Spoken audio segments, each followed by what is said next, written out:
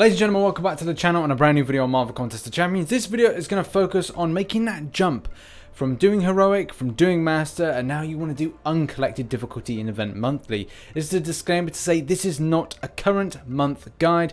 This is a generalization of things that you're going to expect and what tips and tricks I have in order to kind of propel you through this more difficult content. The playing styles, types of champions, yeah, we've got it all in this little guide. So stay tuned and we'll cover certain aspects that are going to improve your game. So first of all, let's face it, some months we get a really decent Uncollected difficulty. Other times, yeah, it's a little bit harder. There's a lot of things that require you to spend a bit of the old units.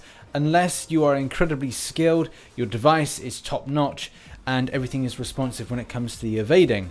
Sometimes it's not always the case, and we need to get things like more units, more kind of like health potions and things, but there are a few things that you can do in order to kind of minimize your spend, and hopefully this video is going to help those out. So let's begin. So to start with, each month I suggest not to start off with Uncollected, and here's why.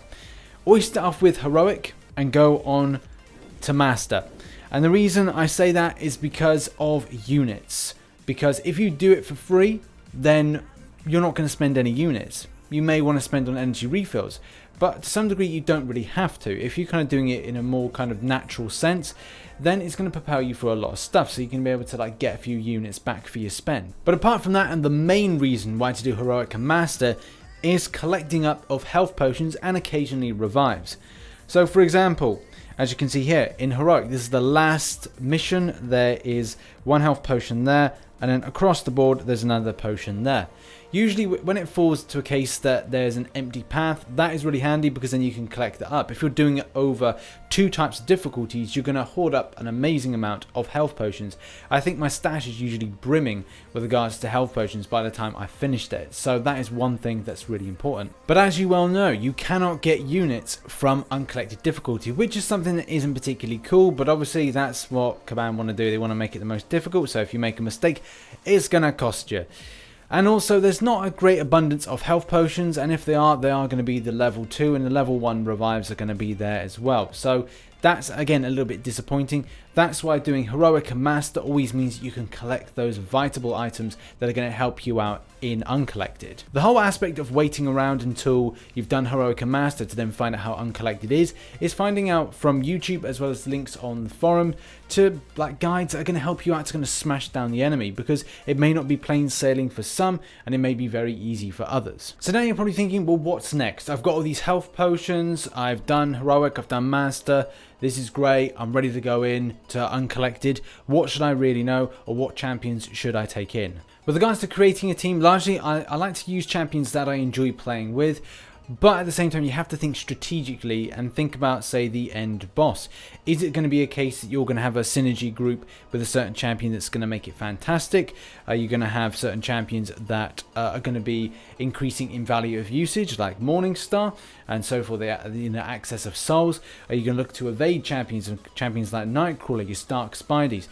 What champion is going to kick the most ass with regards to being in there, and also against things that are going to be difficult with regards to, say, poison emitters, unblockable finales? What is going to be important for that? Right, so let's talk about champion choice.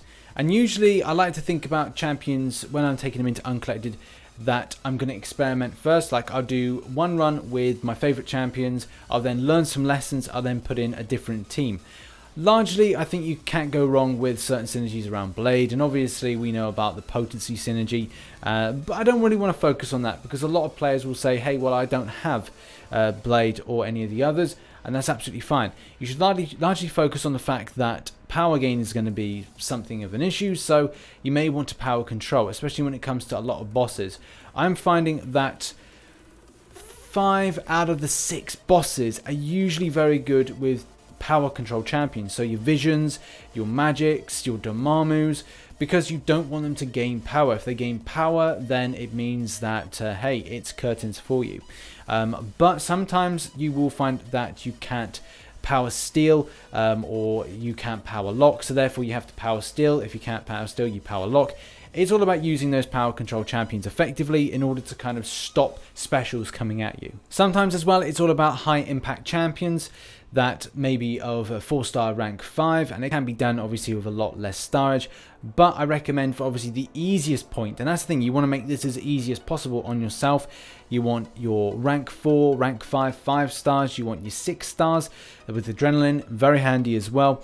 But also when it comes to lower levels and you want to try to get in anything 4-star that is, like I said, power control, high damage output. So maybe mutant champions that bleed heavily, and also ones that do things like cold snaps with Icemans. We've got a poison and neurotoxins with Archangel. Good damage outputters are going to be really handy, unless obviously you meet up against something that has poison immunity or a bleed immunity. That's obviously when your cold snap comes in, because not a lot obviously with Iceman are going to be resistant to that. Also focus on big damage outputters. For me, I like Captain Marvel. Again, not a popular champion, but I like building up special or its power essentially, and then just smacking through with even an L3. But obviously at the time of this video being released, you may know that she's going to get a buff on her SP2, which is fantastic. Medusa has been a fantastic champion and a great help. That's obviously a great example. And then there's so many other kind of like other champions that can be helpful to you for different reasons. So obviously damage output is vitally important, as well as your power control, your detrimental effects, your say bleeds, as well as your poisons and your cold snaps, and as well incinerates as well. Mystic champions with nullifying effects can be really helpful for certain say intense buffs that the champion may get. If you look at back to previous ones with Sabretooth, that can be really hammered out quite nastily with regards to a nullifying effect with regards to those regens. Obviously the more you hit, the more it then works that way as well. Regen reversers, that's another thing with regards to say guillotine. So reversing that regen can like put a great amount of punishment onto an enemy. Either way, you can't go wrong when it comes to power control champions. They're one of my favorites, especially magic. If you've got a magic or you can develop your magic, please do. Great champion, really helpful for power locking as well as power stealing. Now onto the most important thing, and that is playing style. So I've put together 2 videos. One is an example of me going against Civil Warrior in a very kind of light parry, light evade and light intercept. So I'm trying to have the aspect of taking less damage as possible, and it does show. By the end of the video I have 100% health. Yes, it took more hits to take down the enemy, but it was important for me to then emphasize that taking less damage is kind of important, especially when it comes to you having your 4 stars in this, because you're going to find that your health will deplete quite rapidly. And the same thing goes for the second video, where it's going to display a more heavily pointed block as well as parry kind of system, which does show me by the end of the fight having 96% health. Granted, like I said, if I was a 4-star, I probably would have a lot less health at the end of that battle than I did. And yes, it does mean that there was less hits to get down the enemy.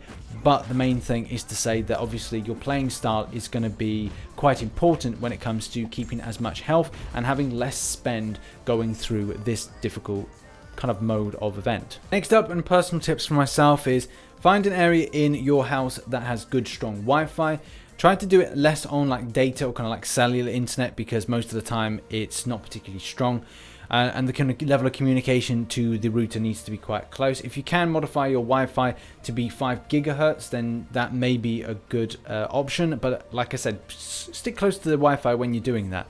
So I've got set up in my house a 5 gigahertz connection over Wi-Fi, and it's usually a better connection when I'm playing on that than it would be say up in the office. So try that. That may kind of like help you out a lot. As well, do things with regards to making your screen a little bit more slidier. So if you just wash your hands and you're finding that your fingers are not as kind of slidey or kind of like oily, natural oils obviously, then there's like certain places on your body, if you've got facial hair, then just like stroke your beard a little bit and the natural oils will just come onto your fingers and they'll be able to slide about. And also like clean your phone quite a bit, so it's like important to then clean it off. Make sure your battery is of high. Don't try when it's mid battery, or don't try when it's kind of like attached.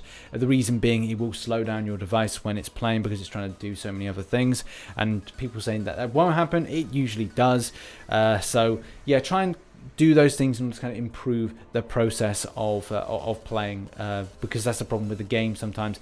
We need better power. We need 100% power. You need this, and this, and clear your cache. That's one thing. Clear your cache. If you've got a lot of stuff running apps wise in the background, just close them all down. Focus on Marvel Contest of Champions. Go to your history, your stuff. Clear all the cache, all that. So it's just a clean phone and it's clean working. It means that obviously everything's going to be a little bit more enhanced with regards to response. He hopes, with regards to communicating with Kabam servers. Right, so that's been a video all about the uncollected difficulty and trying to make it as easy as possible for those that are trying to make that jump up. Like I said, it's all about doing heroic and master and then moving on to collect all those lovely items. And yeah, if you enjoyed the video and want to share it with somebody, please do. I've been RichTheMan. Like, subscribe and follow, hit the notification button on, and as always, I shall catch you on the flip side. Bye bye for now.